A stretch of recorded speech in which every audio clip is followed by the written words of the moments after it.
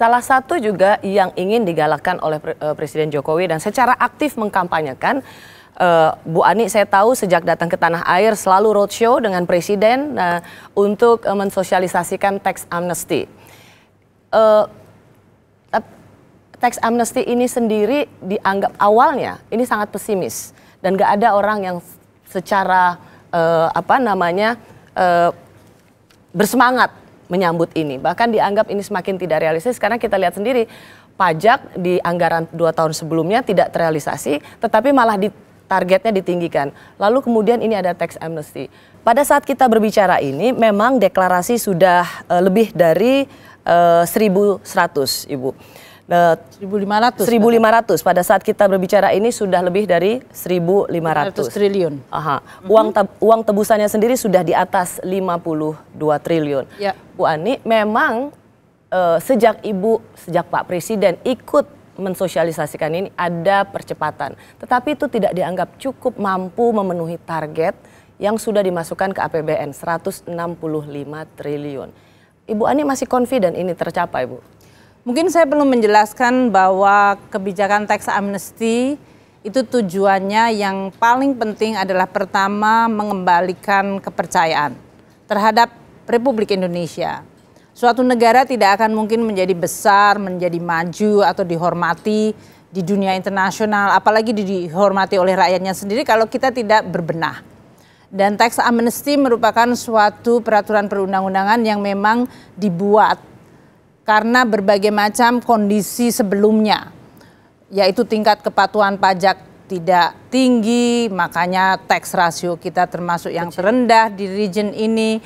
Mereka punya pandangan bahwa Direktorat Jenderal Pajak masih perlu diperbaiki dan oleh karena itu perlu reformasi. Mereka tidak percaya, sehingga mereka banyak sekali kalau kita bicara saling menyalahkan. Suatu tax amnesty biasanya dibuat oleh suatu negara untuk memulai suatu lembar baru. Dan disitulah dia tidak berdiri sendiri sebagai mengatakan bahwa saya akan ampuni sanksi administrasi atau pidana pajak. Namun juga pada saat yang sama pemerintah perlu untuk memberikan jaminan bahwa Direktorat Jenderal Pajak juga harus diperbaiki. Itu namanya disebut reformasi.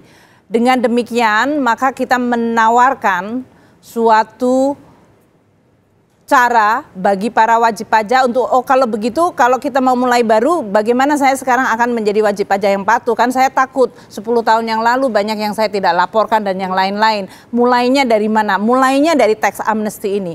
Anda datang, Anda mendeklarasikan semua harta yang selama ini tidak dilaporkan dalam SPT Anda sampai dengan tahun lalu dan kemudian Anda membayar tebusannya 2% kalau Anda membayarnya sampai dengan September ini. Kalau di atas September 3% sampai dengan Desember. Saya rasa yang paling penting dari seluruh apa yang disebut perjalanan dan upaya ini adalah mengembalikan suatu kontrak yang dipercaya. Ini negara dengan rakyat itu kan ada kontrak.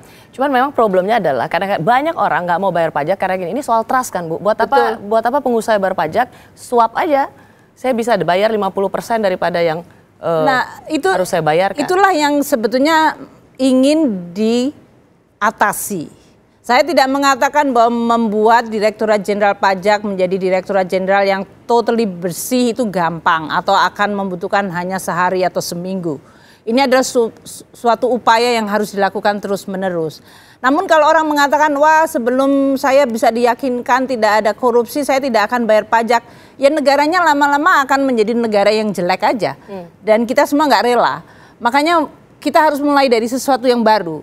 Disinilah saya mengatakan bahwa kami memiliki datanya, kami melihat potensinya, baik wajib pajak, terutama mereka yang memiliki kekayaan sangat besar, usahanya sangat luar biasa sukses, kita punya objeknya, tapi mereka tidak tercermin di dalam pembayaran pajaknya.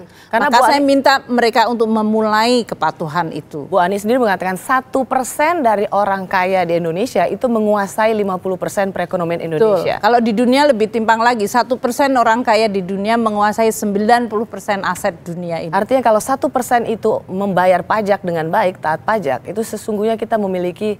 Kita mengharapkan begitu, tapi sebetulnya kalau kita bicara tentang kepatuhan pajak, 1% jelas kami akan memfokuskan karena dia memberikan kontribusi luar biasa banyak. Tapi di semua negara tidak ada negara yang kuat dan dalam hal ini memiliki martabat dan dihormati yang tinggi apabila tidak seluruh rakyatnya ikut serta. Jadi meskipun memang betul kami akan memfokuskan di 1% ini dari sisi berapa nilai yang mereka deklarasikan, berapa yang mereka akan tebus, kami juga menghimbau seluruh masyarakat untuk berpartisipasi. Ini adalah tempat mereka untuk memulai kepatuhan. Ya, setuju Bu Ani, tapi problemnya gini, Presiden awal selalu mengatakan bahwa tax amnesty ini adalah untuk mengembalikan aset-aset yang ada di luar negeri. Supaya orang-orang kaya Indonesia, pengusaha-pengusaha Taipan Indonesia yang punya uang di luar negeri itu membawa balik uangnya, asetnya ke sini. Tetapi yang terjadi waktu itu awal-awal semua dijadikan target. Pengusaha kecil menengah, para pensiunan, orang yang selama ini taat bayar pajak tapi justru kayak dikejar-kejar gitu. Sebetulnya bukan dikejar-kejar, tax amnesty itu kan hak, Rus. Jadi kalau Anda lihat Undang-Undang Nomor 11 2016 mengenai Undang-Undang Pengampunan Pajak, disebutkan di sini ini adalah hak. Jadi kalau saya sebagai warga Indonesia saya mau menggunakan hak itu, saya melihat SPT saya selama ini, oh ternyata saya ada rumah yang tidak pernah saya sebutkan, atau saya memiliki tanah yang tidak pernah saya sebutkan. Disinilah saya akan menggunakan hak saya untuk mengikuti tax amnesty. Jadi tidak ada istilah dikejar-kejar, bahwa undang-undang begitu dia terjadi, dia tidak undang-undang ini hanya berlaku untuk 1% rakyat Indonesia, kan tidak begitu. Undang-undang ini berlaku untuk seluruh rakyat Indonesia karena kalau ada diskriminasi ya malah salah itu. Menyalahi hak konstitusi semua masyarakat Indonesia yang ingin mengikuti tax amnesty. Tapi ada sense bahwa selama ini saya bayar pajak, kenapa saya harus sekarang merasa seperti jadi diteror? Ada beberapa yang mungkin perlu diluruskan. Masyarakat yang memang merasa sudah patuh, sudah mematuhi dari sisi pembayaran pajak, mereka tidak perlu ikut resah. Karena mereka tidak disuruh untuk tax amnesty. Amnesty kan namanya diampuni. Ampuni kan berarti ada kesalahan. Kalau memang ada kesalahan, ya kemudian ini bisa dipakai. Kalau ada keteledoran, katakan oh saya lupa, Anda bisa mengubah atau melakukan koreksi dari SPT Anda. Nggak usah ikut tax amnesty. Karena ada sebagian masyarakat mengatakan bahwa oh saya seperti dipajaki 2 kali, saya punya gaji terus saya beli rumah. Hanya rumah saya itu kemarin tidak saya masukkan dalam SPT. Sekarang kalau saya harus deklarasi, saya harus bayar lagi 2%. Waktu saya beli rumah itu saya sudah PPh saya dapat pajak, dikenain pajak. Saya waktu beli udah kena PPN. Sekarang saya harus bayar lagi 2% tebusan. Kalau dalam kasus seperti itu Anda melakukan pembetulan SPT saja. Karena Anda tidak bersalah, mungkin ada sedikit lengah. Kalau yang serious crime atau yang dalam hal ini serius keteledoran, Anda punya dana 50 triliun yang selama ini didapatkan dari akumulasi profit atau keuntungan. Terus Anda selama ini secara diam-diam dikeluarkan dari Republik Indonesia. Di situ Anda melakukan tax amnesty dan pasti banyak itu pengusaha yang seperti itu. Untuk UKM, masyarakat yang omsetnya di bawah 4,7 miliar dan itu banyak. Dan waktu di dalam sosialisasi banyak mereka yang dengan sangat inosen bilang sama Pak Jokowi, Bapak saya pengusaha kecil, omset saya 3 miliar, saya tidak pernah punya NPWP. It's cute ya, kan lucu gitu, tapi itu sebetulnya serius untuk Republik Indonesia. Mereka tetap harus membayar pajak, tapi kami tidak membebani dengan 2%. UKM seperti ini sekarang saatnya untuk memiliki NPWP, melakukan pembukuan yang baik. Dan tarif mereka hanya 0,5%, sangat kecil. Dan itu tidak ada batasnya September. Mereka bisa melakukan sampai dengan khusus untuk pengusaha-pengusaha kecil ini. Betul. Justru mereka bukan nggak bayar pajaknya, tapi tertib secara administrasi. Bahwa mereka juga harus tercatat sebagai wajib pajak. Jadi Ibu Menteri Keuangan. Ini yang namanya kegotong royongan ekonomi. Ini yang disebut kalau kita cinta Republik ini. Siapapun dalam kapasitas ekonomi yang di atas pendapatan tidak kena pajak, tentunya kita perlu untuk melakukan kewajiban membayar pajak. Jadi Ibu Menteri Keuangan pada kesempatan kali ini ingin juga meluruskan soal pajak ini bagi pengusaha kecil menengah. Karena mereka galau sekali, ini kok kayak kami yang dikejar-kejar, kami bukan Taipan, kami bukan konglomerat, tapi kenapa kami seolah-olah harus ikut. Yang Taipan kita kejar, tapi rakyat semuanya ikut menjaga republik ini karena kita cinta pada negara ini. Bu Ani, dalam kesempatan memulai tax amnesty ini, Presiden berulang kali mengatakan saya mengantongi nama ada sekitar 6.000 pengemplang pajak yang tidak bayar pajak, asetnya di luar negeri, sehingga saya tahu satu persatu di antara mereka. Ini angka yang fantastis loh, Bu, 6.000 pengusaha pengemplang pajak. Ya kalau Direktorat Jenderal Pajak kita punya 18 juta SPT, jadi sebetulnya tidak hanya 6.000, kita tahu kan sebetulnya. Jadi karena kita undang-undang perpajakan ini adalah sesuatu kerahasiaan. Namun kita tahu kalau kita lihat dari 18 juta wajib pajak yang hanya 10 juta yang mengembalikan SPT itu kan berarti menunjukkan bahwa banyak. Yang mengembalikan saja yang kita tahu perusahaan-perusahaan yang kalau kita lihat mereka itu go public, omsetnya sangat besar. Tapi waktu mereka membayar SPT-nya pribadi kok kecil banget. Ada sebagian yang memang melakukannya dengan tax planning, dia melakukan dengan akuntan dan lawyernya yang baik, kemudian dilakukan berbagai macam trik untuk kemudian menyembunyikan hak negara untuk mengambil pajaknya. Dan disinilah kesempatan kita untuk memperbaiki. Jadi menurut saya tax base kita atau basis pajak kita itu sebetulnya sangat luas. Semua orang akan memulai dengan mengatakan, oh saya tidak percaya sama pemerintah sebelumnya, saya tidak percaya pada Menteri Keuangan sebelumnya, saya tidak percaya sama Dirjen Pajak. Sehingga cari ada alasan untuk tidak membayar pajak yang benar. Saya rasa sekarang adalah saatnya bahwa alasan-alasan itu tidak lagi perlu digunakan. Pemerintah punya komitmen, Presiden Jokowi meminta bahwa kami memperbaiki seluruh aparat dan institusi perpajakan kita.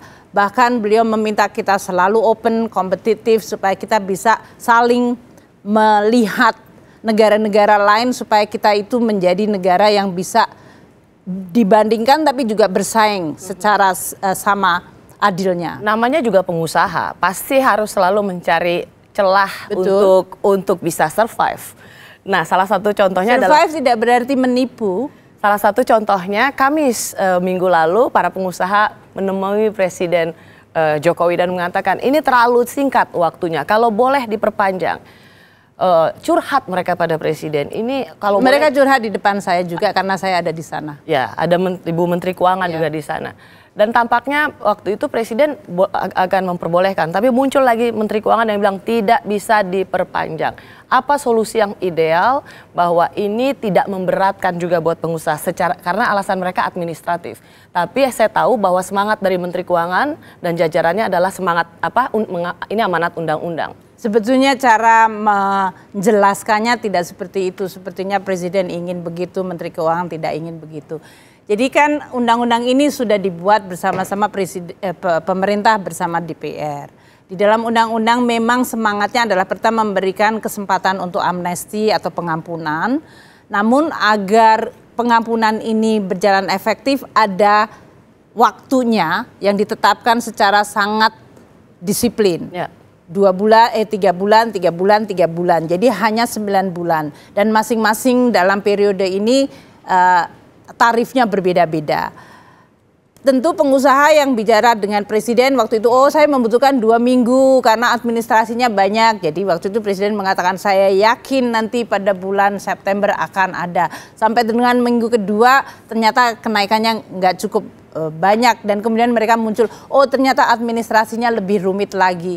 Jadi kami dari pemerintah sudah mendengar sebanyak mungkin dan melakukan respon. Berbagai peraturan Menteri Keuangan waktu itu mereka minta harus ada lembaga keuangan yang ditunjuk, kita lakukan. Harus dikasih peraturan mengenai apa alat investasi yang bisa saya letakkan di sini kalau saya bawa uang dari luar. Sudah kita buat. Terus mereka mengatakan kalau tidak hanya investasi yang dalam bentuk surat berharga dan di pasar modal, bisa nggak kita ke non surat berharga dan pasar modal, kita buat peraturan. Mereka bilang saya biasanya semua SPV. Udah diakomodasi untuk kita berusaha terus. Jadi saya mengatakan kalau pengusaha sekarang mengatakan ini sulit dan sulit, saya mengatakan Presiden Jokowi, Menteri Keuangan juga sulit mengurus negara ini. Jadi kalau bicara tentang kesulitan sama-sama lah. Nggak heran makanya banyak di sosial media foto ini disebarkan, Bu Ani. Katanya ada yang nggak mau bayar pajak. Nah ini lumayan tersebar loh ini Bu Ani. Wah ini kan medianya ini sekarang kan zamannya sosial media. Jadi kalau yang membuat itu dan mengatakan itu adalah curahan hati masyarakat yang menginginkan bahwa seluruh wajib pajak itu harus melakukan kewajibannya. Saya rasa saya senang saja, itu berarti masyarakat mendukung upaya pemerintah untuk mulai menata dan membenahi Republik ini terutama dari sisi perpajakannya. Ya.